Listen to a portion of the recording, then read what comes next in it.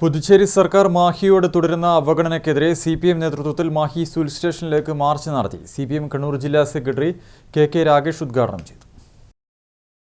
തദ്ദേശ തെരഞ്ഞെടുപ്പ് ഉടൻ നടത്തുക, റേഷൻ സംവിധാനം പുനഃസ്ഥാപിക്കുക, വിദ്യാഭ്യാസ മേഖലയിലെ പ്രശ്നങ്ങൾ ഉടൻ പരിഹരിക്കുക, ഗ്രാമീണ റോഡുകൾ ഗതാഗതയോഗ്യമാക്കുക, ഒഴിവുള്ള മുഴുവൻ തസ്തികയിലും നിയമനം നടത്തുക, ബൈപ്പാസ് അപ്രോച്ച് റോഡ് പണി പൂർത്തിയാക്കുക, മാഹി സ്പിന്നിംഗ് മിൽ തുറക്കുക തുടങ്ങിയ ആവശ്യങ്ങൾ ഉന്നയിച്ചാണ് സിപിഎമ്മിന്റെ നേതൃത്വത്തിൽ മാഹി സിവിൽ സ്റ്റേഷനിലേക്ക് മാർച്ച് നടത്തിയത്.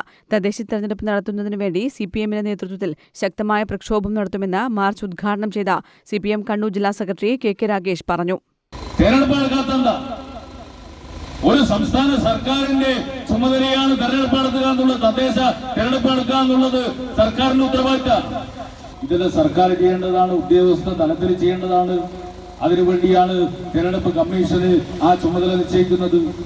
ആ ചുമതല നിശ്ചയിച്ചുകൊണ്ട് വാർഡുകളെ സംബന്ധിച്ച്, സംവരണ വാർഡുകളെ സംബന്ധിച്ചൊക്കെ തീരുമാനം എടുക്കണം. ബോധപൂർവ്വം തീരുമാനിക്കാതിരിക്കണം. അങ്ങനെ തീരുമാനിക്കാതിരുന്ന ഘട്ടത്തിലാണ് ഹൈക്കോടതിയുടെ ഇടപെടൽ.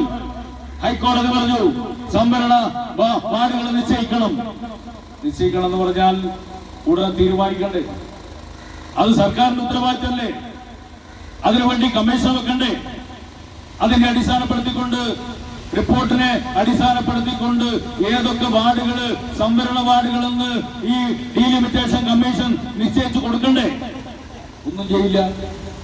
ഒരു കാര്യവും നടക്കരുത്. എന്തേ ഇങ്ങനെയുള്ള നിലപാട്?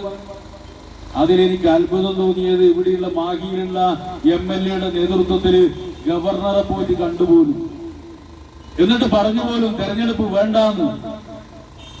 എന്നാ പിന്നെ ഈ പുള്ളിക്കാരൻ തെരഞ്ഞെടുപ്പ് മത്സരിക്കുന്ന സമയത്ത് തെരഞ്ഞെടുപ്പ് വേണ്ട, ഞാൻ മത്സരിക്കുന്നില്ല എന്നാ പറഞ്ഞാൽ പോരെ?